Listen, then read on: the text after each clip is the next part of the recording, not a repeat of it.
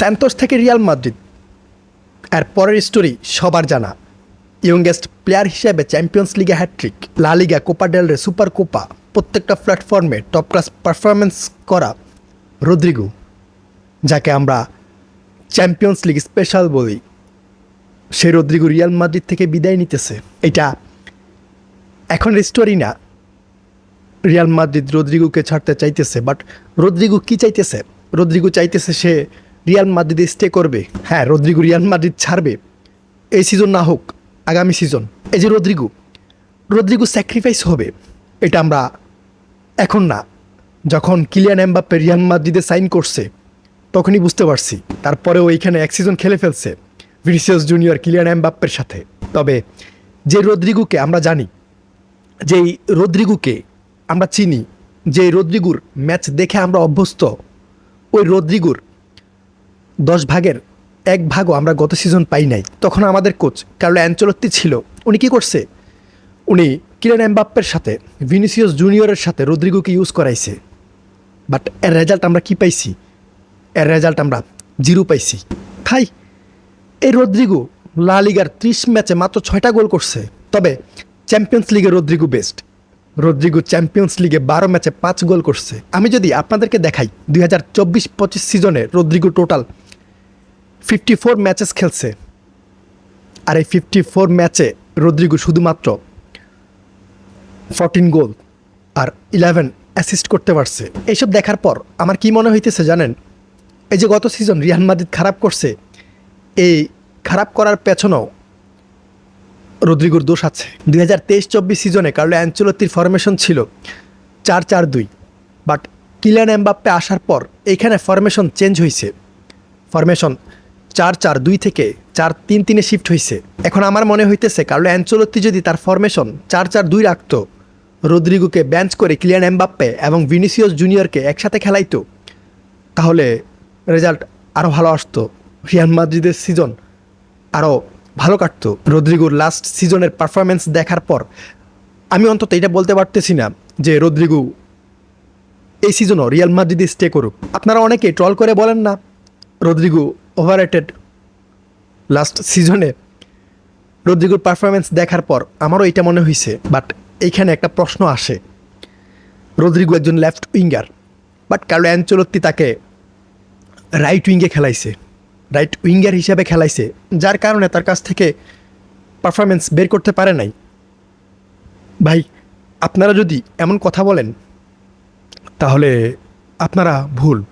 আপনারা রাফিনাকে দেখেন, Raphinha right winger, Hansi Flick তাকে কোন পজিশনে সেট করাইছে? আপনারা যদি রাফিনার ম্যাচ দেখেন বা রাফিনার পারফরমেন্স দেখেন, তাহলে আপনারা এই কথা বলবেন না যে রদ্রিগো তার পজিশনের কারণে খারাপ পারফরমেন্স করছে। ভাই, আমাদের একজন অ্যাটাকার যাকে নিয়ে আমরা অনেক কথা বলি, সে আন্ডাররেটেড, তাকে নিয়ে তেমন হাইপ হয় না, সে টপ ক্লাস পারফরমেন্স করে।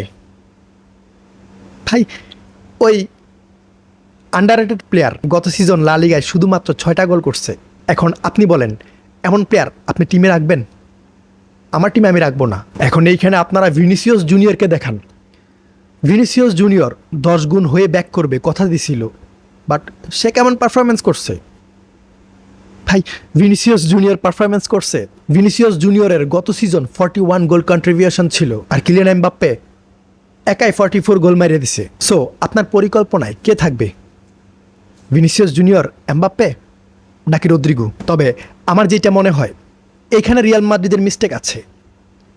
আপনার কাছে একজন লেফট উইঙ্গার আছে, আপনি আরও একজন লেফট উইঙ্গার খেলাইতেছেন, তাকে ফোর্স করে রাইট উইঙ্গার হিসেবে খেলাইতেছেন। এর উপর আপনি আরও একজন লেফট উইঙ্গার নিয়ে আসছেন। এই যে Kylian Mbappe, Vinicius Junior, Rodrygo, এই 3জনই কিন্তু লেফট উইঙ্গার। আপনার উচিত ছিল কি, যখন কিলিয়ান এমবাপ্পে আসতেছিল তখন আপনারা চাইলে রদ্রিগোকে সেল করতে পারতেন। বাট আপনারা কি করছেন? এক সিজন খেলাইছেন। হ্যাঁ, আপনারা দেখছেন রদ্রিগো কেমন পারফরমেন্স করে, বাট এই 3জনের খেলা একসাথে কখনোই হবে না। এই 3জনের কম্বিনেশন হইতেছে না। 3জনের কি, কিলিয়ান এমবাপ্পে, ভিনিসিয়াস জুনিয়রের কম্বিনেশন হইতেছে না। আর এইখানে তো রদ্রিগো আসতেছে, কিভাবে হবে?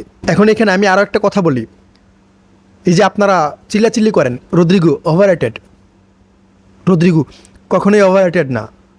রদ্রিগো যদি ওভাররেটেড হইতো তাহলে রদ্রিগোর জন্য Arsenal, Tottenham, Bayern Munich, PSG, then Liverpool, এই ক্লাবগুলো কখনো ইন্টারেস্টেড হইতো না। এখন আপনারা বলতে পারেন অফিসিয়ালি কোনো ক্লাবে যোগাযোগ করে নাই, জাস্ট আর্সেনাল অ্যান্ড লিভারপুলের সাথে লিঙ্ক ছিল। অবশ্যই রদ্রিগোকে নিয়ে এই ক্লাবগুলোর মধ্যে আলোচনা হয়েছে, না হয় রিউমার্স হইতো না। হ্যাঁ, এখানে লিভারপুল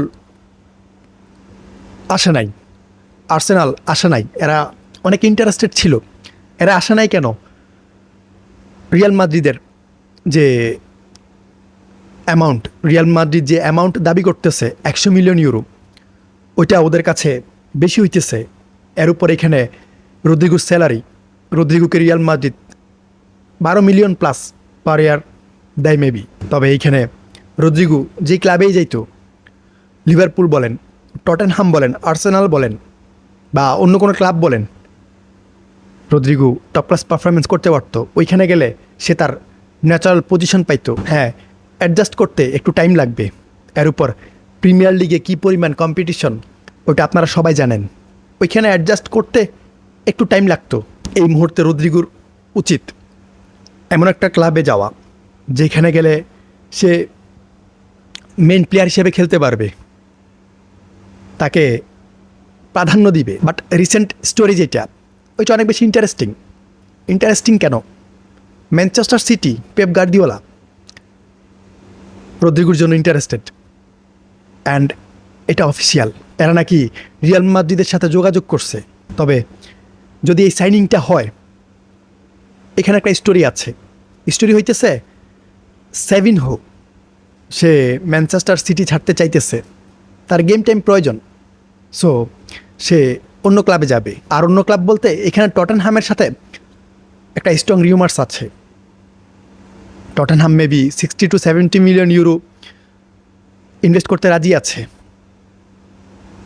আর যদি সেভিনহো ম্যানচেস্টার সিটি ছাড়ে টটেনহামে জয়েন করে, তাহলে এখানে কি হবে? ম্যানচেস্টার সিটি অবশ্যই রদ্রিগোর জন্য অফার বিট করবে। এদেরকে বেশি ইউরো ইনভেস্ট করতে হবে না ভাই। সেভিনহোকে সেল করার পর যে অ্যামাউন্ট বাকি থাকবে, ওই অ্যামাউন্ট প্লাস করে 100 মিলিয়ন ইউরো দিতে পারবে। যদি সেভিনহো 70 মিলিয়ন ইউরোতে যায়, আর 30 মিলিয়ন ইউরো ওইটা ম্যানচেস্টার সিটি চোখ বন্ধ করে ইনভেস্ট করতে পারবে। আর এই মুহূর্তে আমার যেটা মনে হইতেছে, রদ্রিগোর উচিত রিয়াল মাদ্রিদ ছেড়ে যাওয়া। এই যে রদ্রিগো রিয়াল মাদ্রিদে থাকতে চাইতেছে বা আরও একটা সিজন রিয়াল মাদ্রিদ দেখতে চাইতেছে, আমার মনে হয় না সে কিলিয়ান এমবাপ্পে আর ভিনিসিয়াস জুনিয়রের সাথে কম্বিনেশন মেক করে ভালো করতে পারবে বা রিয়াল মাদ্রিদ তাকে ওইরকম গেম টাইম দিবে। রদ্রিগো যদি রিয়াল মাদ্রিদে থাকে তাহলে সে বেঞ্চ প্লেয়ার হিসেবে থাকবে। স্টার্টিংয়ের পরিকল্পনা জাভি আলোনসো কখনোই করবে না। এখন ম্যানচেস্টার সিটি বসে আছে রদ্রিগোর কথার উপর। রিয়াল মাদ্রিদের কথা হইতেছে, রদ্রিগো যদি চায় সে রিয়াল মাদ্রিদ ছেড়ে যাবে, ম্যানচেস্টার সিটিতে জয়েন করবে, তাহলে আমরা ম্যানচেস্টার সিটির সাথে কথা বলবো, আমরা নেগোসিয়েশনে যাব। এখন সব কিছু বলতে কি, রদ্রিগোর ফিউচার রদ্রিগোর নিজের উপর ডিপেন্ড করতেছে। রিয়াল মাদ্রিদ তাকে ফোর্স করতেছে না। রিয়াল মাদ্রিদের কথা হইতেছে সে যদি থাকতে চায় সে ক্লাবে থাকুক, বাট রদ্রিগো চাইতেছে রিয়াল মাদ্রিদে স্টে করতে, যেটা আমার মনে হয় খুব একটা ভালো সিদ্ধান্ত না। এই মুহূর্তে রদ্রিগোর উচিত রিয়াল মাদ্রিদ ছেড়ে ম্যানচেস্টার সিটিতে জয়েন করা। ওইখানে পেপ গার্দিওলার আন্ডারে রদ্রিগো অন্যরকম পারফরমেন্স দিতে পারবে।